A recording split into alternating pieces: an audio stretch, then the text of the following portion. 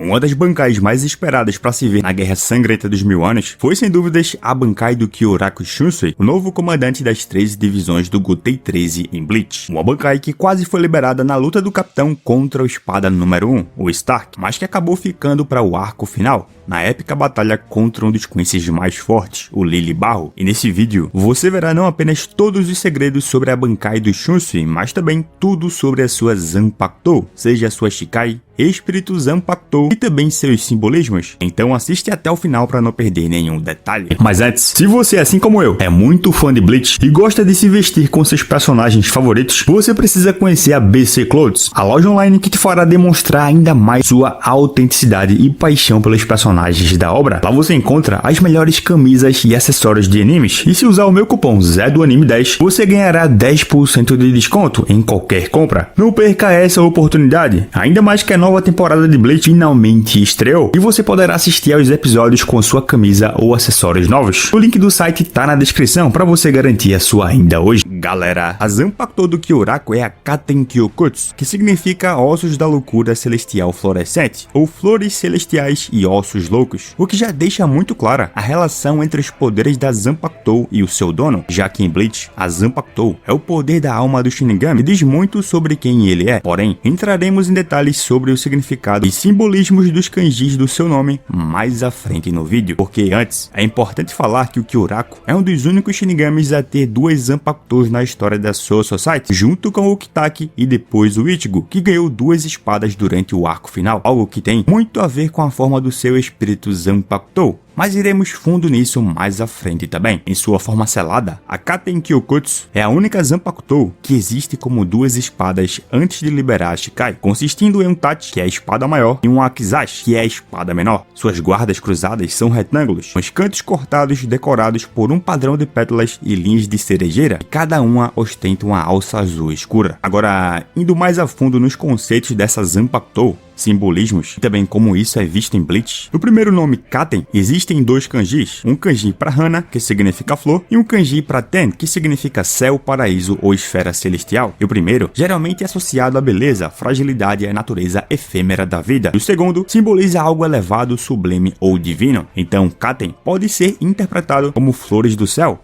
evocando a imagem de algo belo. Além disso, flores são símbolos frequentes na cultura japonesa, representando a natureza transitória da vida, conforme a filosofia do Mono no Ware, que é um conceito japonês que pode ser interpretado como uma sensação ou sentimento de empatia por coisas e seres vivos, reconhecendo assim a sua efemeridade, e a consciência de que tudo que existe é temporário, e que a permanência é o que confere beleza às coisas. Agora já para a palavra Kyokutsu, também existem dois kanjis. O primeiro é o Kyo, que significa loucura, insanidade ou caos, trazendo assim uma ideia de desordem ou comportamento descontrolado, algo que pode ser associado aos jogos infantis, porque se tem uma coisa que é um caos são as crianças. Já no kanji de Kotsu, o significado são ossos, simbolizando assim mortalidade, estrutura e o núcleo da vida. Então Kyokutsu pode ser traduzida como ossos loucos, que é uma expressão que sugere tanto violência quanto a natureza instável ou caótica, o que claramente está ligado à mortalidade dos jogos trazido à vida pela Zanpakuto. Ossos também são associados à essência do ser humano, e assim a combinação da beleza celestial com o caos e imortalidade simbolizam a dualidade inerente à natureza do Kyoraku Shunsui, alguém que valoriza a leveza da vida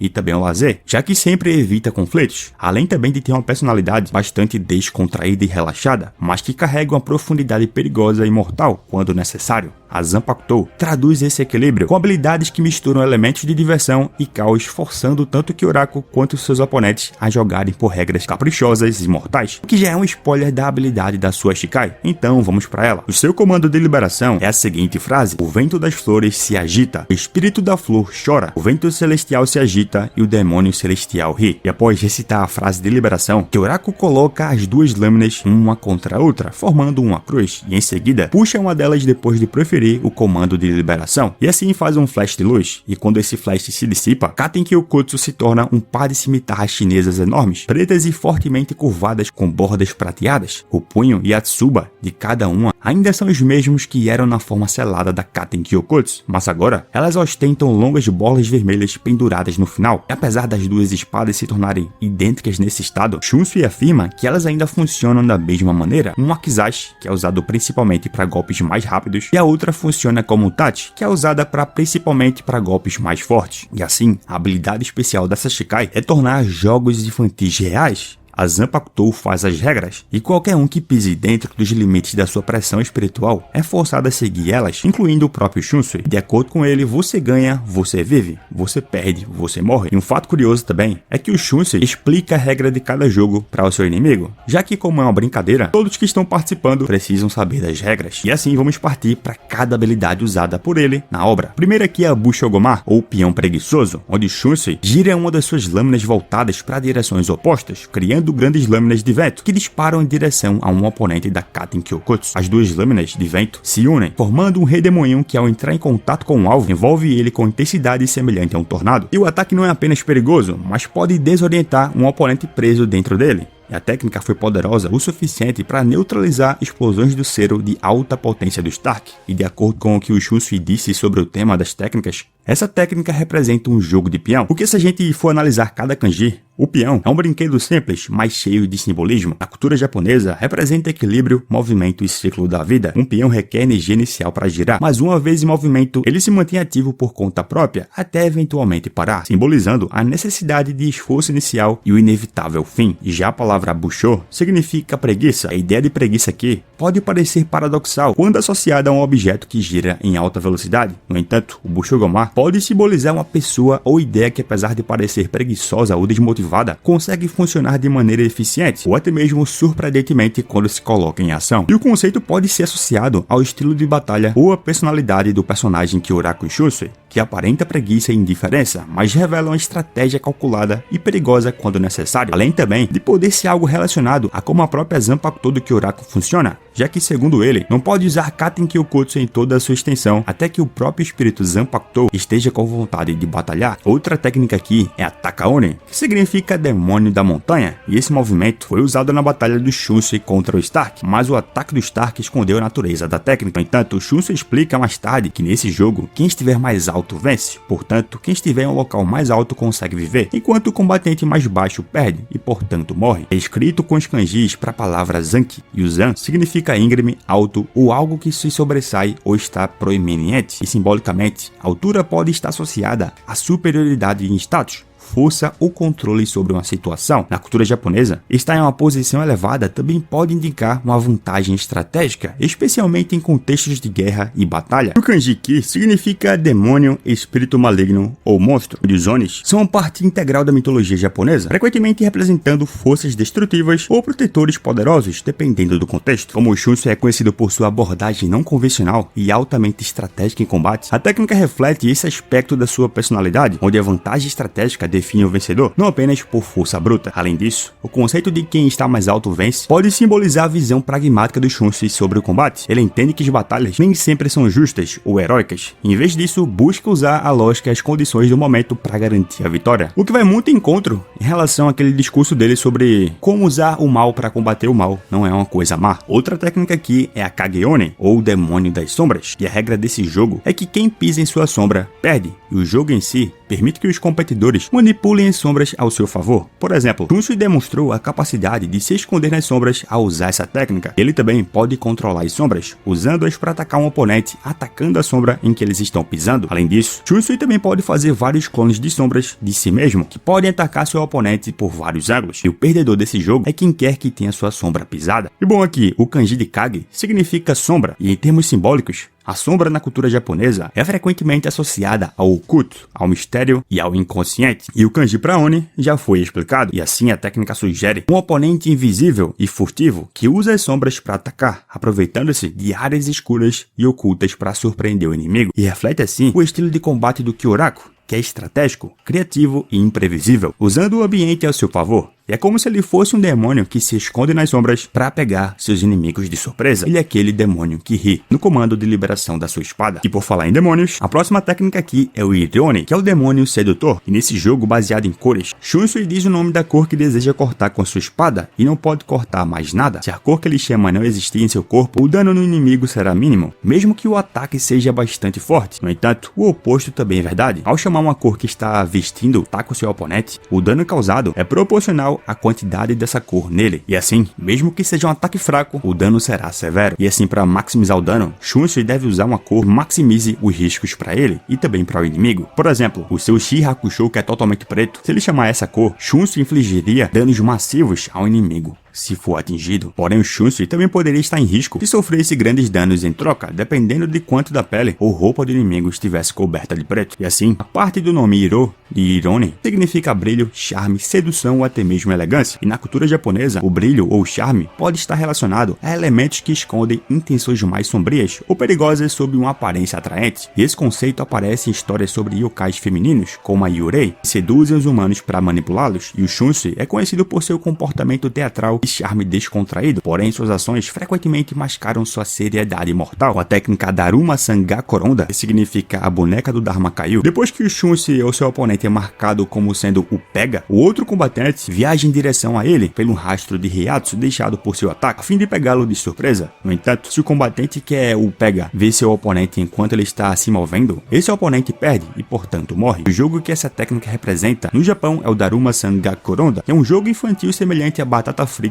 1, 2, 3 aqui no Brasil, e o kanji para Daruma refere-se ao Daruma, uma figura tradicional japonesa baseada no monge budista Bodhidharma, fundador do Zen budismo. O Daruma simboliza perseverança, superação de obstáculos e, em um contexto mais lúdico, uma figura imóvel, essencial para o jogo, que no caso aqui é representado pelo inimigo, o Lily Barro, que representa o ponto onde o Shunsui precisa chegar. Outra técnica é a Kageokuri, que significa deslocamento da sombra, onde ao olhar com força suficiente para sua sombra, Shunsui e o seu oponente podem projetar uma pós-imagem em um local diferente, e quanto maior o Reikaku, que é a percepção espiritual do seu oponente, mais realista a imagem parece ser. E o jogo que essa técnica representa é o Shinshan no Kageokuri, onde as crianças olham para sua sombra no chão por vários segundos antes de olhar para outra superfície, permitindo assim ver uma pós-imagem da sua sombra. É uma técnica que usa o aspecto psicológico da batalha para desorientar o inimigo. Projetar sombras realistas como pós-imagens cria um dilema. O oponente precisa diferenciar entre o verdadeiro Kyoraku e a sua projeção. Isso não apenas cria oportunidades estratégicas, mas também explora a mentalidade e os reflexos do adversário. Por fim, a última técnica mostrada na Soshikai foi Yubikiri, ou juramento do dedinho, ou corte do dedo, uma tradução mais literal, que foi mostrada apenas na novel do Izagi, que as regras desse jogo forçam os indivíduos afetados a sempre dizer a verdade, e se algum participante mentir de alguma forma, ele primeiro perderá o controle sobre os seus dedos, então todo o seu corpo ficará paralisado, e com a terceira mentira, experimentará uma dor excruciante. E essa técnica é baseada na versão japonesa do juramento de mindinho. Assim, o Yubi significa dedo, e no contexto cultural, dedos estão frequentemente associados a compromissos, juramentos ou ações manuais, simbolizando responsabilidade e confiança. E o kanji kiri, que é derivado do verbo kiro, significa cortar, com a conotação de algo afiado e decisivo, e transmite a ideia de uma separação definitiva, frequentemente associada à punição ou ruptura. E assim, Yubikiri é usada geralmente com a expressão Yubikiri Giman, que é uma antiga promessa infantil no Japão que inclui as palavras Yubikiri Jiman, Uzo Tsuitara Hari Senbou no Mazu, que significa promessa de mindinho. Se eu mentir, engulo 1000 agulhas. E as crianças selam essa promessa cruzando os dedos mindinhos como um sinal de confiança mútua. E a origem do juramento remonta a uma época em que cortar o dedo era uma punição simbólica ou literal por quebrar a lealdade. E a técnica do Kyoraku reflete um compromisso absoluto com a verdade, punindo progressivamente qualquer falsidade, algo que se alinha aos valores tradicionais japoneses de honra e honestidade, o que se alia muito com o aspecto justo do Kyoraku. Porém, assim como eu faço nesse tipo de vídeo, precisamos falar também sobre os espíritos Zanpakuto. No caso do Kyoraku, assume a forma de dois indivíduos separados, a Ohana e a Okyo. A Ohana representa a Katen, e é uma mulher alta de cabelos violeta com a fita vermelha em volta do pescoço e um tapa-olho preto cobrindo seu olho direito. Em algum momento no passado, a mãe da Ise Nanao deu a Zanpakuto da família Ise, a Shiker Hakyouken, para o Shunsui por segurança. Então, Katen criou a Kyokotsu para poder escondê-la, e como reflexo da maturidade e lado mais pesado do Shunsui,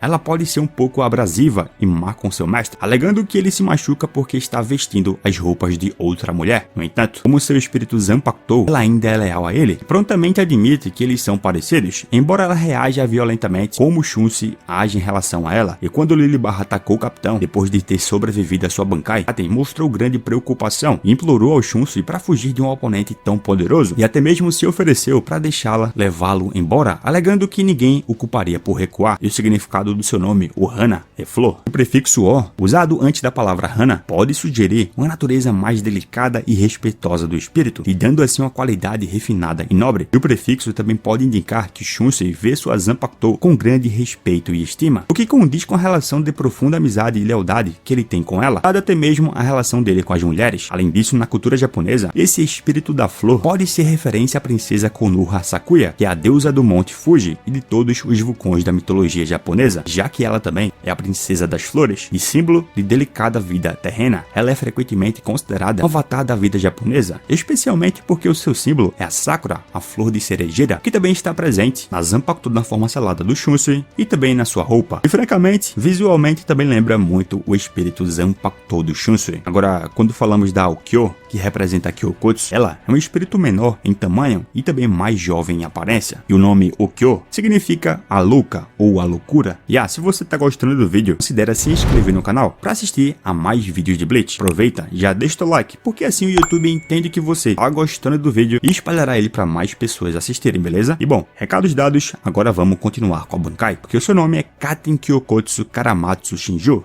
que significa Ossos da Loucura Celestial Florescente, suicídio dos amantes do pinheiro murcho. E para liberá-la, enquanto segura sua Shikai na frente dele, com as lâminas apontadas para baixo, Shunsei ativa ela, fazendo com que gavinhas pretas semelhantes a raízes se espalhem para frente dele, enquanto seu espírito Zanpakuto, Katen Kyokotsu, aparece atrás dele. E o engraçado aqui é que no anime, nesse momento, começa uma espécie de canção, como se fosse realmente uma canção que desse início ao teatro. E aqui o Shunsei considera esse o seu último recurso, e só usará se seus aliados estiverem longe o suficiente dele para que não sejam pegos em seus efeitos. Além disso, uma iluminação dourada fica em volta de todo o Wavelt, o que pode ser visto não apenas como uma penumbra para o teatro, mas também indicando algo como nobreza, e assim quebrando os kanjis do nome Karamatsu Shinju. Na palavra Karamatsu, o kanji Kara significa seco, murchar, decadência, e o Matsu significa pinheiro, é símbolo de longevidade e resiliência no Japão, e o pinheiro murchado representa a decadência da vida e a perda de algo duradouro, evocando tristeza e impermanência. E isso alinha a técnica com os conceitos budistas do Mujo, que é de impermanência, e a beleza melancólica da Mono no Owari, que é a apreciação do efêmero. Agora, já a palavra Shinju literalmente significa suicídio em conjunto. No Japão, o conceito de Shinju é profundamente ligado à literatura e ao teatro, particularmente no teatro Bunraku, no teatro Kabuki e no teatro No, onde amantes ou parceiros compartilham um destino trágico como expressão de conexão profunda. A Bankai manifesta o pesar do Kyoraku que ele tem em relação ao passado do seu irmão e da sua cunhada, a relação que acabou em tragédia pela maldição do clã Easy ao fazer seu irmão ir de arrasta pra cima e a sua cunhada ser expulsa da família. A habilidade especial da Bankai é que após a liberação, uma aura cobre uma grande área ao redor do Shunsei. Essa aura muda a percepção dos outros sobre o ambiente circundante, fazendo eles perceberem tudo como escuro, sombrio e vazio, e faz até mesmo com que outros sintam níveis variados de melancolia e desespero. Só que esse é somente o efeito da liberação do seu poder, porque o poder real dessa Bankai é trazer para a realidade um teatro suicida que conta a história de dois amantes que se suicidaram, assim como o nome da Bankai sugere, e por isso ela é dividida em 4 atos, cada um com um efeito diferente. O primeiro é o Ishidame Tame Raikuzu no Wakashiai, que significa primeiro ato, hesitação da ferida compartilhada, e qualquer ferimento que o Shunsei ou seu oponente infligir no corpo do outro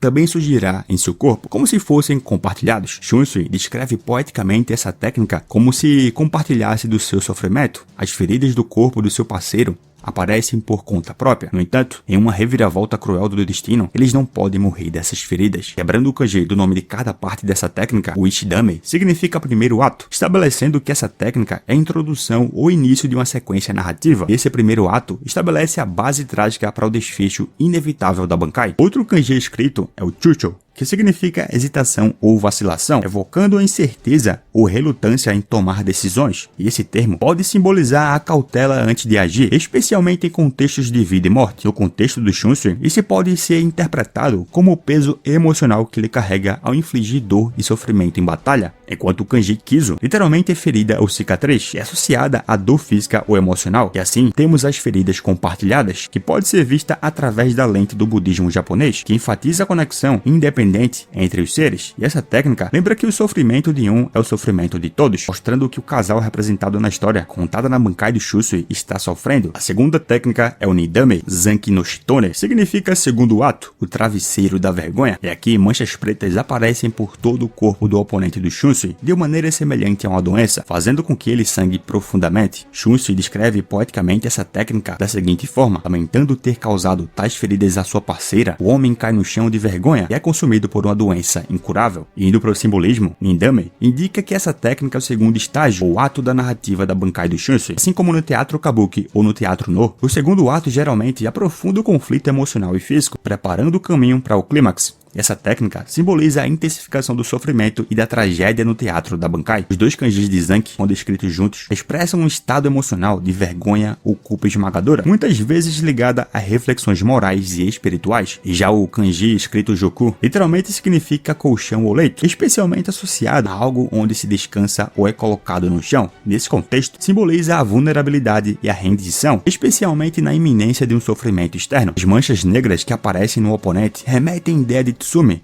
pecado ou impureza, algo que frequentemente precisa ser purificado na cultura japonesa, e a doença incurável, entre aspas, mencionada por Shusui, pode ser interpretada como uma metáfora para a culpa ou falha moral que consome o indivíduo, uma ideia comum na literatura japonesa, mostrando assim que o homem talvez sinta vergonha de ter machucado a sua parceira. A terceira técnica aqui é o Sandame, o Dangyo no Fushi, ou o terceiro ato, o abismo severo, onde uma enorme quantidade de água engole Shusui e o seu oponente, permanecem dentro dela até que um deles fique sem reatos e se afogue. O corpo da água é inescapável. Tentar nadar em direção à superfície só resultará em ser empurrado ainda mais para baixo. Shusui descreve poeticamente essa técnica dessa forma, resignando-se ao seu destino. Os dois se jogam nas águas jorrando até que nenhum reatos permaneça em seus corpos. Simbolicamente, Sandame indica que essa técnica é o terceiro estágio ou ato da Bankai do Shusui.